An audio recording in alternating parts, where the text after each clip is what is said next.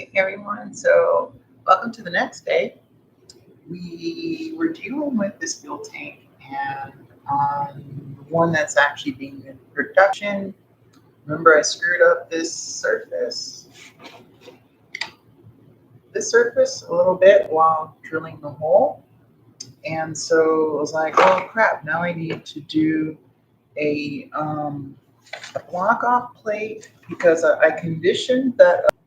And to prove it will seal, we need to make a block off plate to do pressure testing again, just to make sure we know it won't leak. I found a chunk of scrap aluminum in my bin of stuff.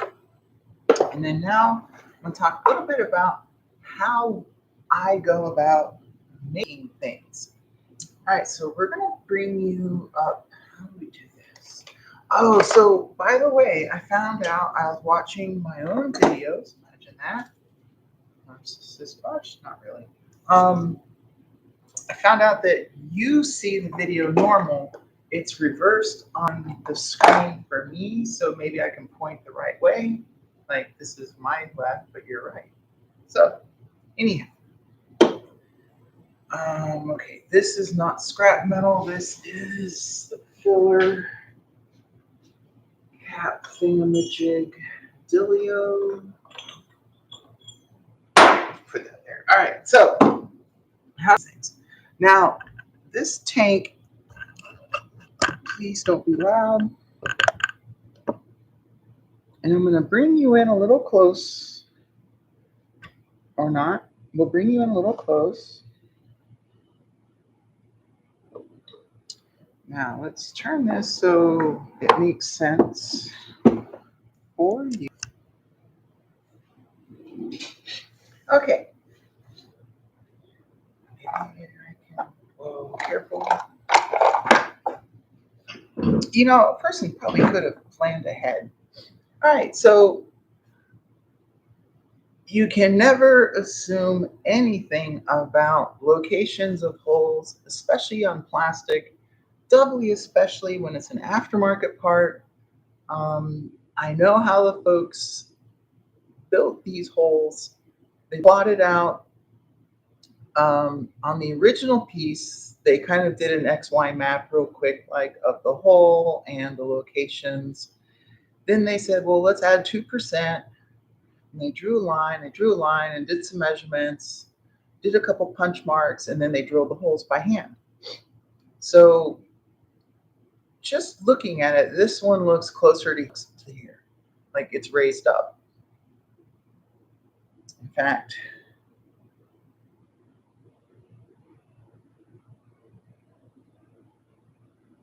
is that like, that's pretty bad. I'm surprised we haven't had people complain, honestly. But, you know, a lot of hearts have, what's that called? Good variation, good tolerance built in. So before I start doing anything, whenever I come up with locations, I always label them and I paint them on everything possible so that I never confuse myself, because that's really easy. So I have A, B, C, D. No real reason, just A was front. And so I just did a little thing here. I killed the A and the B, but here's C and D. Now, if I don't care too much about precision, maybe I'll eyeball a measurement. So my mentor taught me you do a measurement of inner, and then so you would write down that number. Oh, we're not doing M&Ms. We're doing feet. So like 1.2 inches, you know, and then you do the outer, and then you average those two. So you add them, divide by 2, and then you get like a more of a center to center kind of value. Or you could just really be lame and lay it on here and just sort of eyeball when your calipers are cutting the holes in half. That works-ish, you know. But what I did in this case was I went and got out some of the screws that we use to hold the inserts. These are 4mm screws. Now, they're actually wonky because these are hand drilled. Nobody uses a drill press. Nobody sets tools up. They just punch marks and go, which sucks. So now I have these set up so I can do a better outer and inner measurement, and I do it as close to the tank as possible. So I can lay it down. And so like there's a few factors. You kind of go back and forth. You watch the number. I mean, this is all like metrology or precision and measurement. There's a whole lot that goes on, but when we're talking about thousandth level accuracy, you don't need to worry too much. Now you see I did put these spacers in. That was so I'd have a solid surface. You know, like it's really sharp on the pointy here, so you can dig into the teeth. Didn't really want that. And then I use the nuts to tighten them in because they're wonky if they're not tight. I just wanted some consistency in the system. And so it was the end of yesterday. I'm just trying to figure out what I want to do. And so I did measurements of outer and inner for all 6 combinations between these 4 screws. And so you can get a little bit of an idea of what's going on with that, a little bit, but you still have no frame of reference, you have no idea, and then no pattern immediately emerged other than ones that should have been identical weren't. So like the 1470 should have been the same as 1494. The 962, 953, and 949, those should have all been the same. You know, if it was an ideal world and we did this, well, if I did this, those would be quite similar numbers. What next? Oh, so then I drew out the kind of thing here, and then I was like, well, the stupid dimple is where the drill goes, but I don't know what this means in reality with respect to the other holes.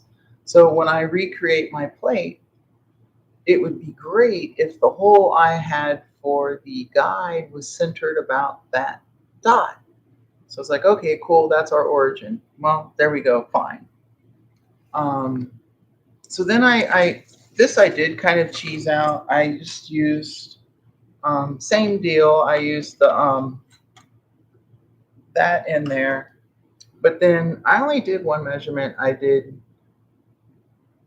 opposite of the hole to the inside of the stick because that's a good repeatable measurement. And so I did that for each of the 4 holes, and you can't see. There we go. I did that for each of the 4 holes. And then I don't know why I picked the diameter symbol for the middle, but that's fine, origin. Then the diameter of it, I didn't actually measure it specifically. Instead, I used my cheapo center punch set. This is like one of those mandatory tools for any kind of R&D, along with just okay-ish digital calipers. And so I went through the different ones until I found one that fits the hole just right. You know, maybe it could have been a little different, but you know, it is what it is. That's fine. And then so I called that diameter whatever 0.139 is.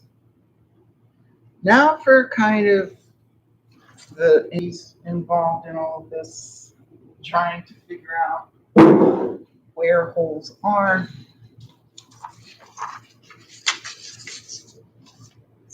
And can we bring you down again? Sure. Oops. that wasn't down.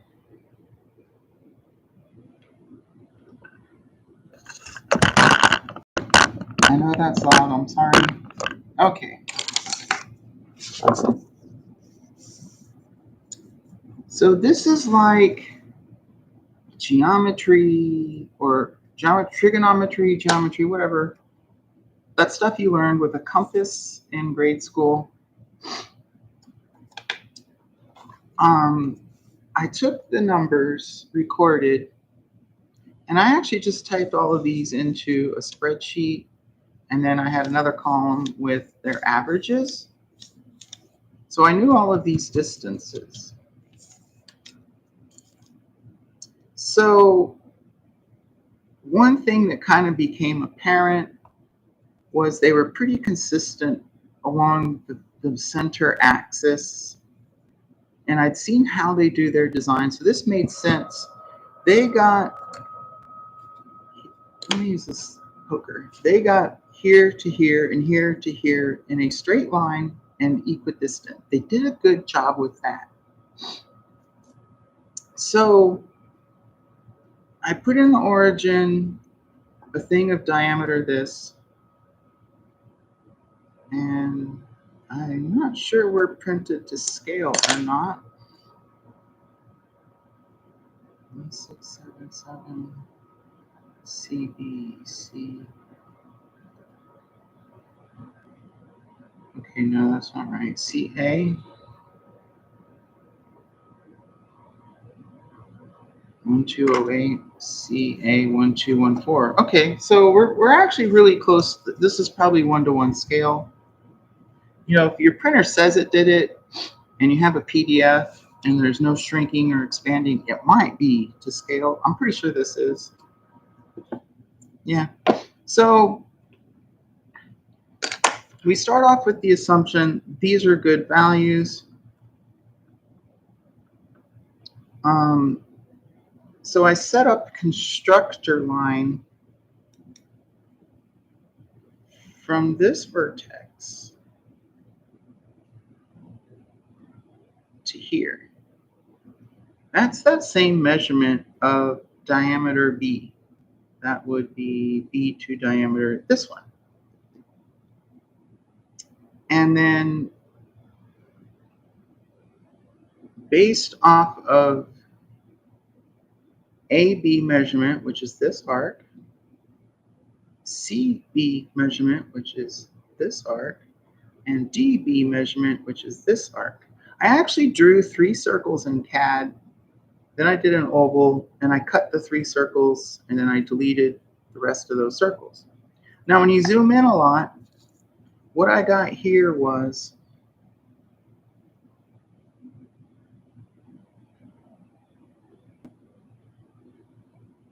some kind of triangle. And so I did a 3-point circle of those 3 intersections, and that's the origin of this circle here. And I did that for both of these. Now, you got to keep in mind, I made the assumption AD was accurate and in line. So when you make assumptions, you've got to keep them in mind and not forget them so that you don't stack your errors. So the next phase is I'm going to put this piece in the mill, which is, actually, no, that is not the next step.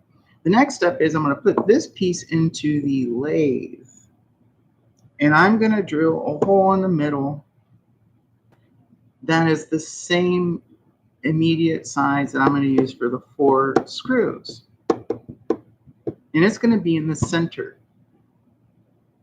And the whole goal of putting it there and in the center is that then I'm going to go to the mill, and based on that hole, I'm going to do drilling.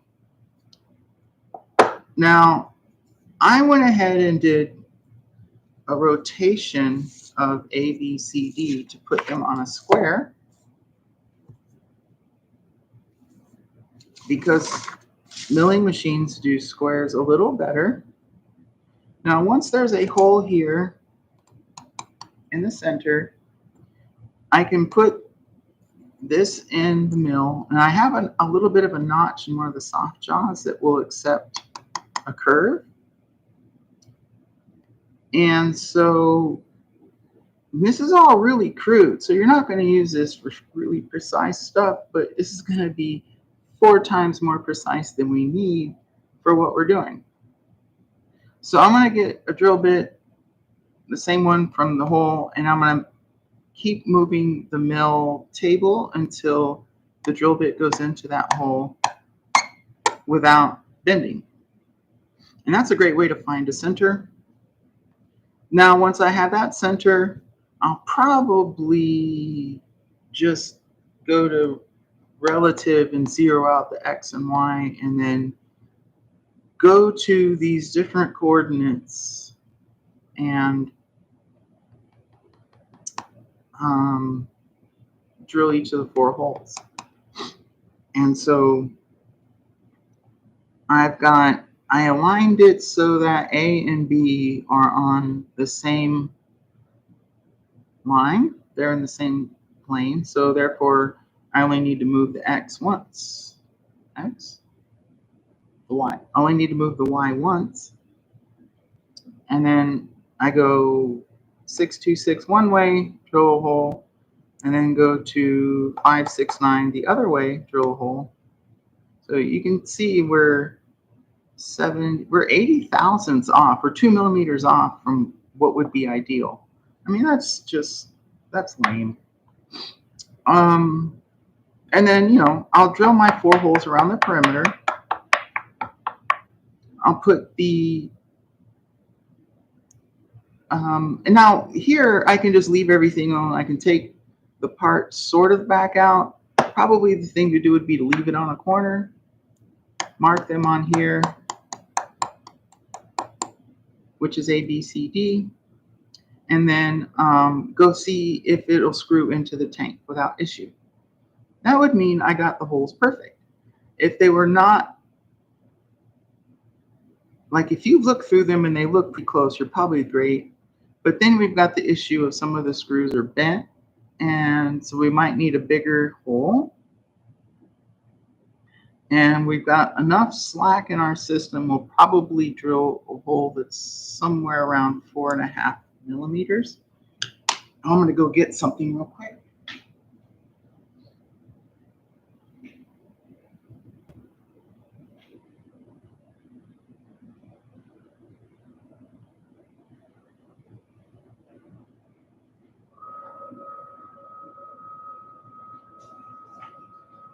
This piece of paper is probably 30 years old. Well, not quite 30. It's probably 25 years old. It's just a standard drill table. And so you have fractional, decimal, inch, wire, letter, and number size. And then you've got M&Ms, and then you've got what tap corresponding to that size hole. So you can kind of go back and forth between anything, and we're dealing around 4.5 millimeters, which is around number 15 and 16. And so each line has a decimal, and you see like there isn't really anything specifically for 4.5 other than a 4.5, but number 16 is 2 thousandths off. That's pretty good. Number 15 is 8 thousandths off. That's still pretty good. So these are really handy for conceptualizing and quantifying differences in various drill bits, etc. So definitely a must-have. This was printed on some cardstock, and it was from Marshall Industrial Hardware in Miramar, California. Actually San Diego, but Miramar area. So that's kind of like that. I don't think I'm going to record showing the machining. Lunch will be happening soon, and oh, that's probably an awkward angle for you. Okay, that should be me. That's me. So lunch will be happening soon, and I'll be interrupted. I'm going to be pulled off to do things. But I wanted to go over like what goes on inside the danger noodle or danger sponge when trying to reverse engineer things like my various little fixtures and tools and fittings. If the people who had done the design of our aftermarket tank did it right, they would have used the M&Ms to start with. So what they would probably find, so like center to center says 42.53 millimeters. So it's probably 42.5 millimeters across the holes. Yeah, I mean, probably that would have been the ideal measurements. So when you're dealing with a product with metric origins, it's great to use M&Ms to start with because then in your drawings and in your designs, you can round things to the half of a whole. So nothing in metric is going to be like 45.66 millimeters. They're not going to do that. It's going to be 45.5 or 45.0 or 46.0. Like they're not going to do these weird numbers that you get when you do by feet because feet are different sizes. They're weird. Now I use all inches for this because when I'm machining, I pretty much always work with inch values. That's what's on the dials, that's what's on the knobs. It just kind of lends itself at that last stage to always be in decimal inches. And also, a little bit helps my monkey brain try to not think about the numbers as much and just focus on where is that number, do that number on the readout and drill. But definitely, most of my design around metric things is figure out the intent behind their initial design. So is this a bolt circle? Is there a diameter? Is there a radius? What's going on? How are they laying things out? And then I would typically do a CAD model in M&Ms to start with.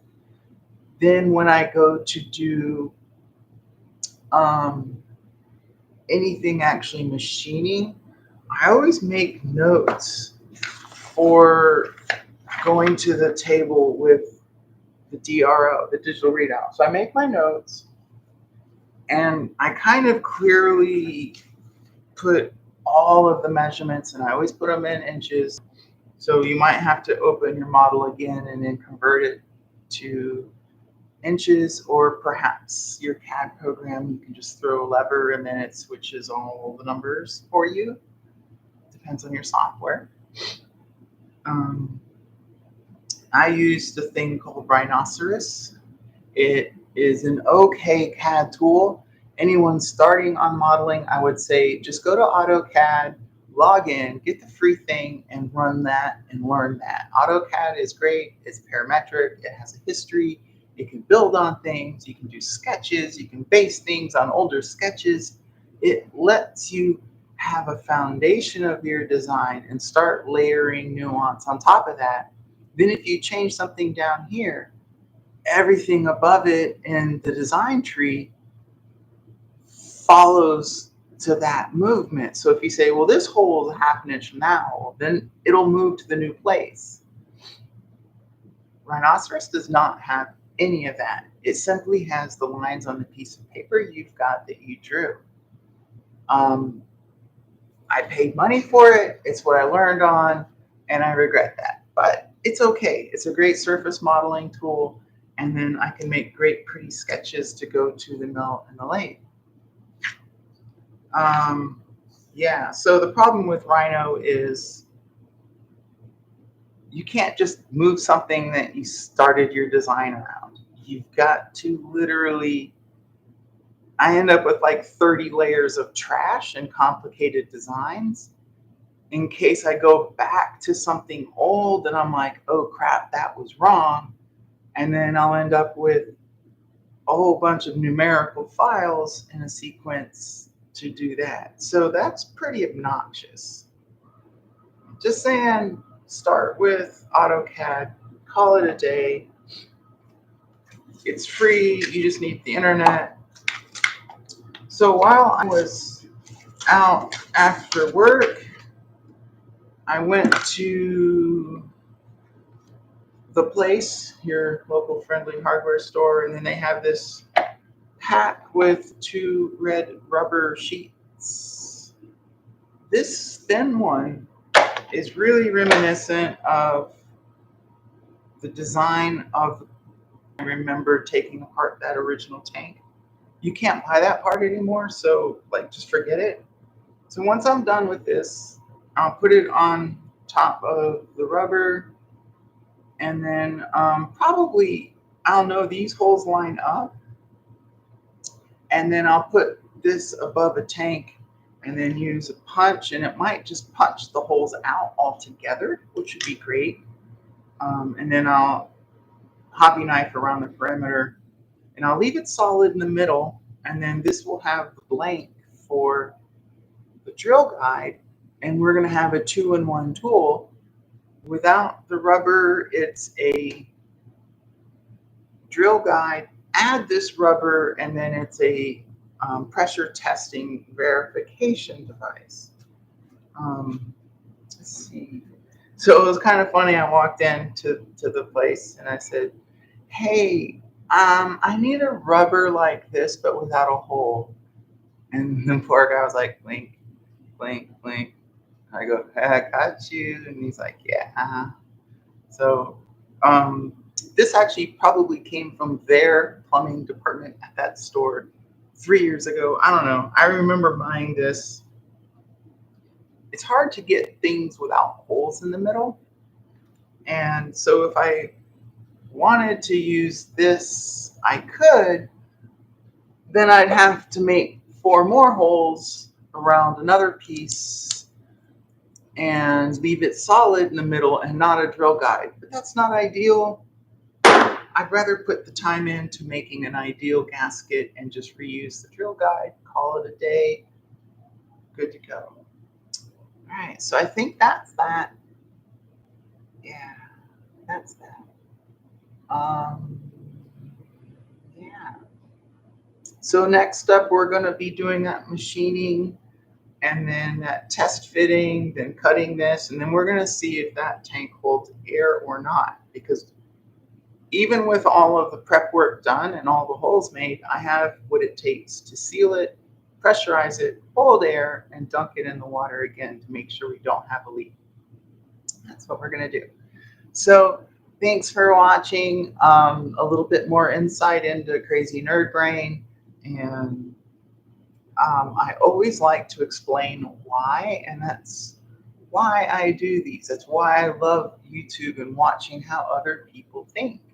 And so here was a little chunk of how I think, and I hope you enjoyed it and maybe learned something too.